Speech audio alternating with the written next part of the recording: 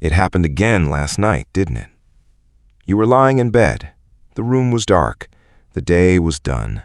And then, out of nowhere, your brain pulled up a conversation from 6 hours ago, maybe 12, maybe 3 days ago, and it just started playing. Not because you asked it to, not because anything went wrong, just because your mind found a loose thread and it couldn't leave it alone. You rewound it, you analyzed it, you ran the alternate version, the one where you said exactly the right thing at exactly the right moment. And here's what nobody ever tells you about that loop. It's not a problem, it's a signal. And understanding what it's actually signaling about the way your brain is wired, about how you experience other people, about the kind of thinker you really are, changes everything. Here's what it usually looks like. The conversation ends. You leave the room, you drive home, close the door, make some tea. And for a few minutes, maybe even an hour, everything feels fine. Then it surfaces. A single moment, one sentence you said, the pause before they responded, the way they tilted their heads slightly, the word you chose that felt right in the moment but now, on replay, sounds different, flatter, colder, too eager, not enough. And your mind, without permission, presses play. You watch it again, frame by frame. You pause on the expression you think you saw. You analyze the sentence you said third, not first. You wonder what they were really thinking, whether the joke landed weird, whether you talked too much, whether you went too quiet. And then you do the thing. You build the version that didn't happen, the better conversation, the one where you're sharper, warmer, more present. You rehearse it, polish it, let it run until it feels resolved. For a conversation that is already over. And at some point, usually somewhere around midnight, you catch yourself and think, why do I do this? Why can't I just let things go? But here's what's interesting. That question is based on a false assumption. The replay isn't a malfunction. Psychologists have a name for it, post-event processing, and it shows up almost exclusively in people with a very specific kind of mind. People who don't just experience the world, they absorb it. People whose inner life runs deeper and quieter than almost anything happening on the surface. In other words, you. Here's what's actually happening underneath. The introvert's brain is wired for depth of processing, not speed of processing. Where someone else walks through a conversation and experiences it in real time, what you see is what you get. The introvert is doing something different simultaneously. They're absorbing, cataloging, storing the emotional temperature of the room, the micro-expressions, the things that were said between the lines. They're tracking the meaning of the interaction, not just the content. And because all of that absorption happens so fast and so deep, the brain doesn't finish processing it during the conversation itself. It needs time afterward, quiet time, still time, time when there are no new inputs competing for attention. The replay, that loop you can't shut off, isn't anxiety hijacking your night. It's your brain finishing the work it started hours ago. Think of it like a photographer who spends the whole day shooting. The pictures are taken, but the developing, that happens later, in the darkroom, in the quiet. You're the darkroom. But there's another layer to this, and it's the one that nobody talks about. The replay isn't just intellectual, it's emotional. When introverts replay a conversation, they're not just fact-checking what was said, they're scanning for something much more specific.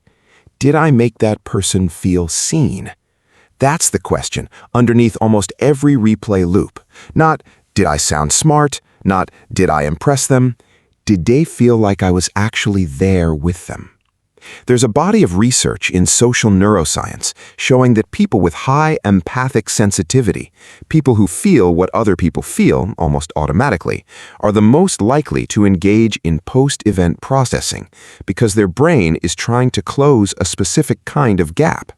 The gap between what they felt during that conversation and what they were actually able to show. And here's where it gets quietly heartbreaking.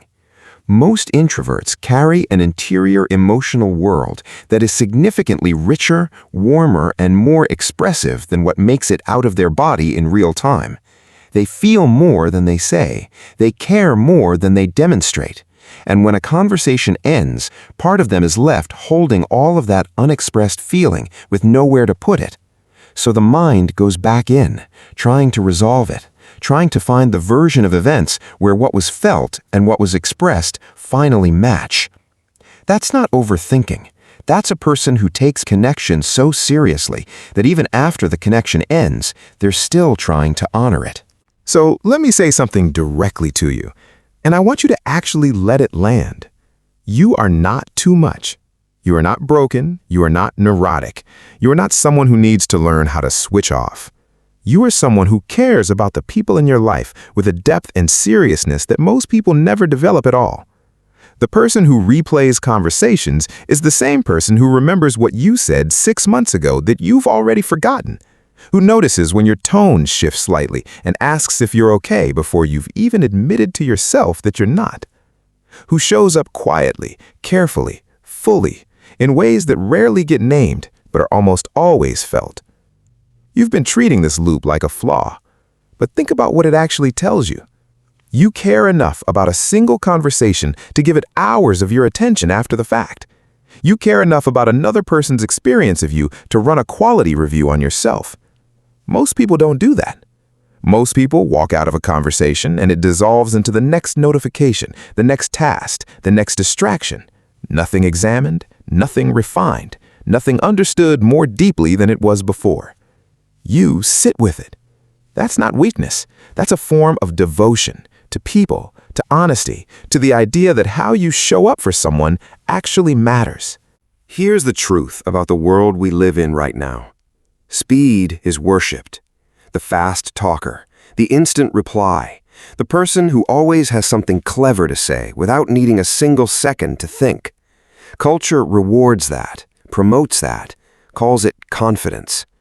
And if you're someone who needs a few moments, who processes slowly, who speaks carefully, who can't perform on demand, the world has a word for that too.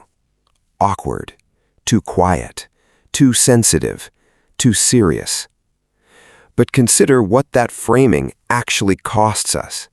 It dismisses the people who are most likely to think before they speak as people who can't think fast enough. It confuses depth with slowness. It mistakes care for weakness. And it creates a culture where the most thoughtful people in the room end up feeling like the most out of place. But the replay, that thing you do alone at night that you've always been slightly embarrassed by, is actually a form of emotional intelligence that can't be faked, can't be rushed, and can't be learned in a weekend seminar. It grows slowly, in the quiet, in the review, in people exactly like you. So, the next time the loop starts, don't fight it right away. Sit with it for a moment. Let it run. And while it's running, ask yourself a different question. Not, why can't I stop this? But, what is my mind actually looking for right now? Because almost every time, if you sit still long enough, the answer reveals itself. Resolution, warmth, the feeling that you showed up as yourself, not some polished, rehearsed, performed version of yourself, but actually, genuinely you. And sometimes the replay ends not because you found the perfect alternate response, but because you finally gave yourself permission to believe that what you said was enough, that who you were in that conversation was enough, that you are enough. Not in a generic motivational poster way, in the specific, quiet, real way, the way that's hard-earned by someone who actually takes the time to ask the question. You've been doing that your whole life. You just never had a word for it. Now you do. But here's a question that doesn't get asked often enough. If introverts process the past this carefully, replaying, refining, reviewing, what happens when they turn that same mind toward the future? Because there's a pattern that almost every quiet person shares, and almost none of them recognize it in themselves. It's called pre-living. Before a conversation happens, before an event, before a moment that matters, the introvert has already lived through it. Multiple versions, multiple outcomes, every possible thing that could go right and everything that could fracture. It looks like anxiety from the outside. It feels like anxiety from the inside. But the psychology behind why it happens and what it's actually protecting is one of the most quietly misunderstood things about the introvert mind. That's the next video. And if this one felt true to you, that one will too.